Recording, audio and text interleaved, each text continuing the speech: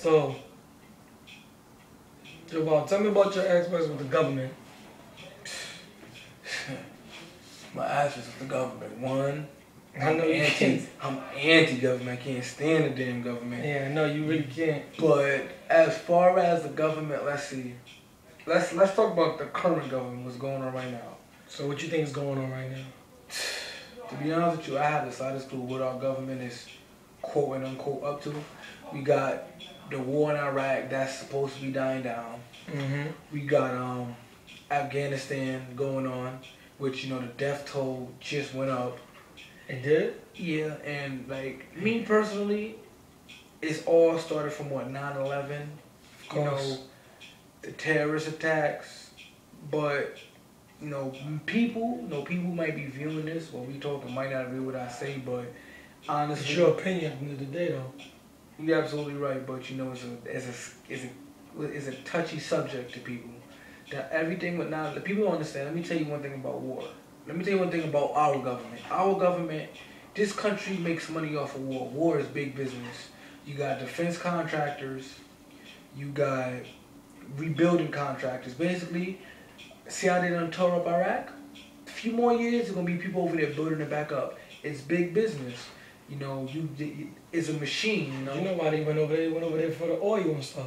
That's the main reason. They said he had weapons of mass destruction. It was oil Bush wanted to do. Bush really pushed us back a good 25 years.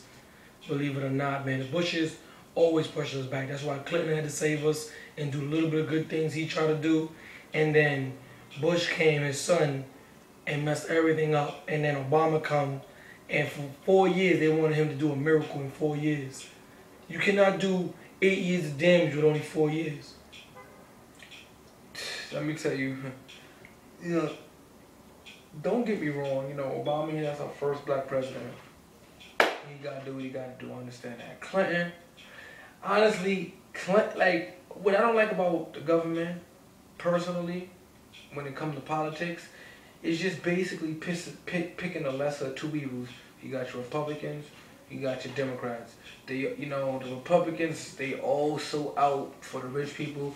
The Democrats are supposedly be out for the middle class. I don't hear nobody ever talking about the lower class, about the poor, just the middle class, just the working class, which is, we the majority, we the people compared to the wealth of this country. Yeah, everybody basically poor compared to them. You're right. But as far as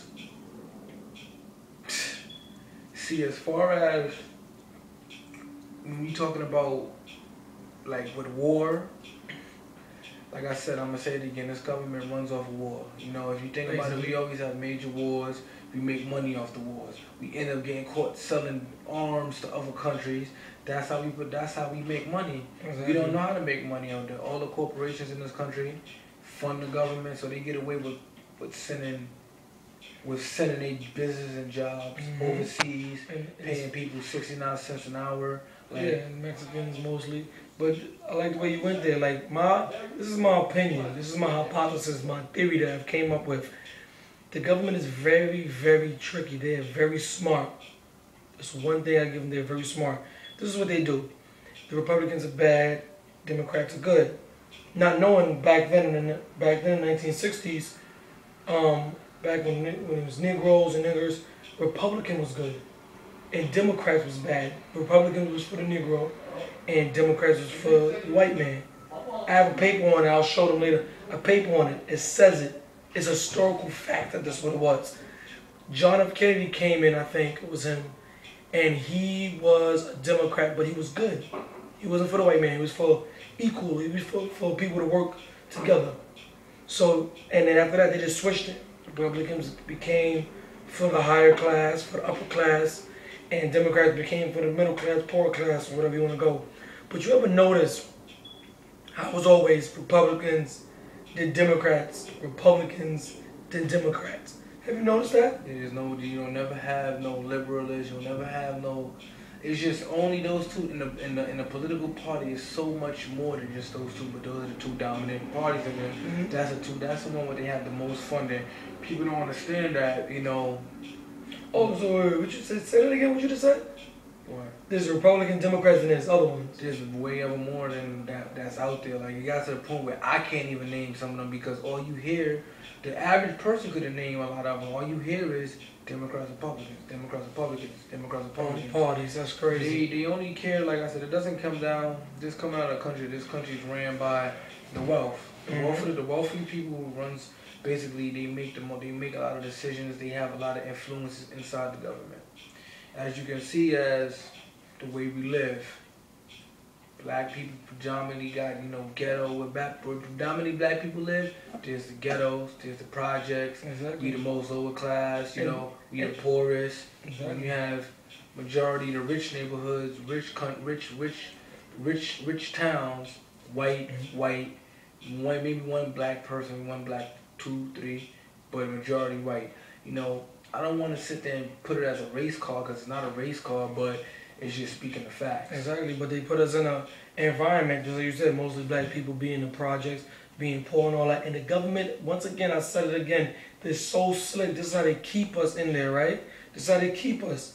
They give us, not to say this doesn't help us, they give us food stamps, they give us welfare, they give us child support and all that, which makes us lazy, believe it or not. Believe it or not, we have become so downwards that we have become lazy and where we want the government's help. All we want is the help. We don't want to do nothing ourselves. Not to say we don't need help, of course we need help. But the help they give us, the government giving us, is not real help. All it's doing is making us lazy. Oh yeah, I'm getting welfare. I don't gotta pay no rent, I don't really gotta work or nothing. I'm good. But no.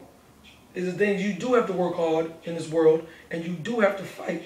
These people don't want to fight. They don't want to work hard. They're lazy. Like, I wouldn't. Do you have some people that's lazy? Don't get me wrong, but it got to the point. Just like it's not a lot of black. It's like there's a lot of black people poor, but there's also some that's rich and forgot about the people that was poor and left. They went up there to the upper class and I want to be uncle. What you would call Uncle Tom. Ain't nothing wrong with having yours. But back to what you're saying, because I wouldn't call everybody lazy because it got to the point that majority lazy, not everybody. Majority. I wouldn't even say that much because even if they didn't have government assistance, they'll be living in the streets because it got to the point that much is true, but people can't live on their jobs no more. But I'll tell you one thing: the United States could not have everybody in the streets. This world and this country would not run. They will find another way to fix it. If everybody could have paid their bills and everybody went in the streets, this would become a third world country. Yeah, which is on the verge or something. They don't want. Like I said, they don't. That's what it comes down to. As long as they don't care. Believe it or not, people don't care about black and minorities. Like people around our age, they so worried about the newest sneakers and the newest shit to come out. They don't see in 10 years from now, they're gonna be homeless. But then again, a lot of people waiting on lines as kids that they're not working, they're not paying bills. Their parents are. They giving their kids the wrong. They giving their kids. They showing their kids the wrong way, man. I'm 20, like we 22, but But then again, we never know what their mindset are.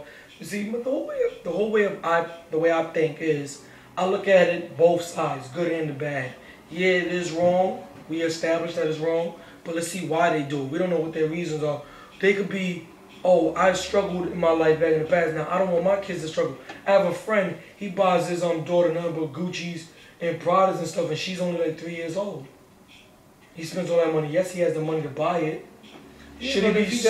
If he has the money, if he don't got no struggles in the world, and if he has everybody got struggles in the world. If he would be working where I'm working, if he was a struggles, but he's comfortable. But he's a little comfortable. But that comes down to every. Some people materialistic. Like a person that's materialistic, it's hard to talk to them. Exactly. They probably didn't have all that back then growing up. They got to hit rock bottom for them to understand. Okay, exactly. I can't do it this way. My point exactly. You said it right. They have to hit rock bottom. And when they hit rock bottom and got nowhere else to turn, they'll realize, oh, I should never did this. This comes with growth.